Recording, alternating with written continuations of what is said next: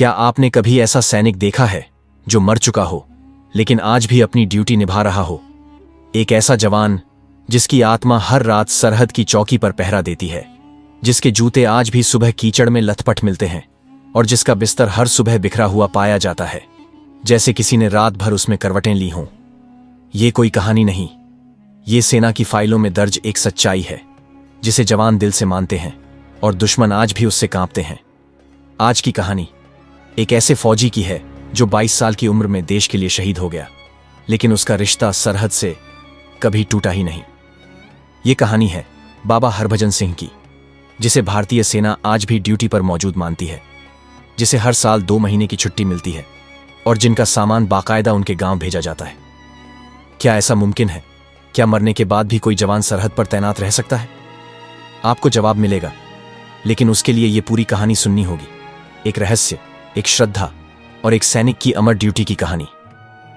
मैं श्लोक हूं और ये कहानी मेरी पोस्टिंग के पहले दिन शुरू हुई।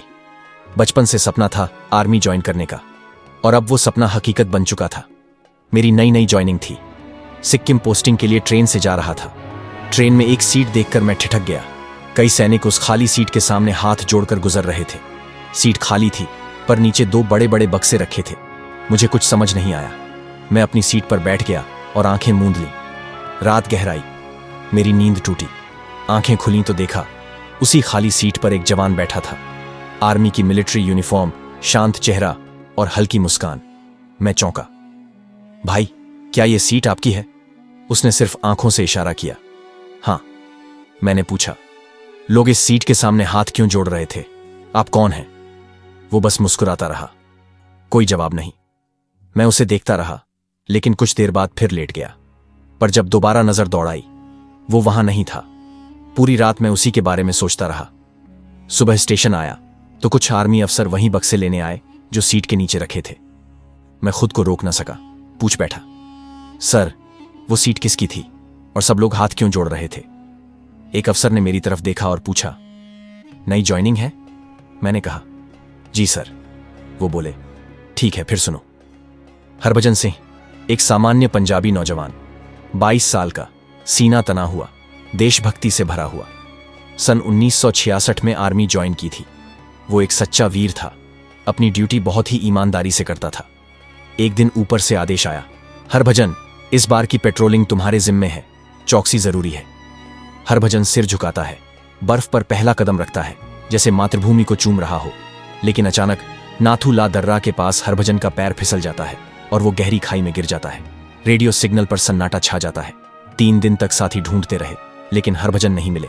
आदेश आता है, एब्सेंट विदाउट लीव, भगोड़ा घोषित करो। रात को एक जवान को सपना आता है।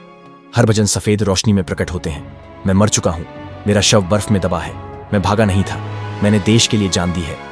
अगले दिन जवान वहां जाते हैं, बर्फ हटाते हैं और सचमुच हरभजन का शव उसी जगह मिलता है। कमांडर भी स्तब्ध रह जाता है। सारे जवानों की आंखों में आंसू थे। एक मरा हुआ सैनिक अपने शव की लोकेशन सपने में बता सकता है? इसके बाद चमत्कार शुरू हो गए। रात को बूटों की आवाज आती, कभी किसी टेंट की झिप अपने आप खुलती, कभी दुश्मन की चाल पहले से पता चल जाती। सैनिक धीरे से कहते, हरभजन अब भी हमारी चौकी पर है। वो शहीद नहीं, हमारे रक्षक बन गए हैं। आज भी उन्हें आर्मी में कैप्टन का दर्जा दिया गया है। उनका मंदिर है, उनका कमरा है। हर दिन उनके लिए बिस्तर बिछाया जाता है, जूते रखे जाते हैं और हर सुबह बिस्तर पर सिलवटें और जूतों में कीचड़ पाया जाता है। हर साल उन्हें 2 महीने की छुट्टी दी जाती है। उनका सामान उनके गांव भेजा जाता है और उस समय सिक्किम बॉर्डर हाई अलर्ट पर रहता है। मैं सन्न रह गया।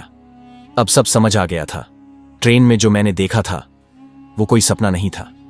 जैसे ही पोस्ट पर पहुंचा, सबसे पहले बाबा हरभजन सिंह के मंदिर गया, सिर झुकाया और मन में बस एक भावना थी, गर्व।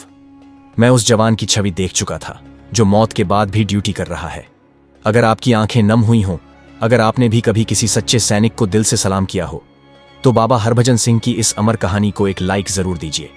कमेंट में जय हिंद बाबा हरभजन सिंह लिखिए, ताकि दुनिया को पता चले हम आज भी उन जवानों को नहीं भूले जो मरकर भी जिंदा हैं। इस वीडियो को अपने दोस्तों, परिवार और हर उस इंसान तक पहुंचाइए जो सेना में जाने का सपना देखता है, ताकि उसे पता चले सेना सिर्फ एक नौकरी नहीं, ये व्रत है, ये तपस्या है, ये परंपरा है। और हां, ऐसी ही सच्ची कहानियों के लिए सब्सक्राइब जरूर करें। क्योंकि अगली कहानी शायद किसी और अमर योद्धा की हो जो आज भी सरहद पर डटा है, सिर्फ हमारे लिए। जय हिंद, वंदे मातरम।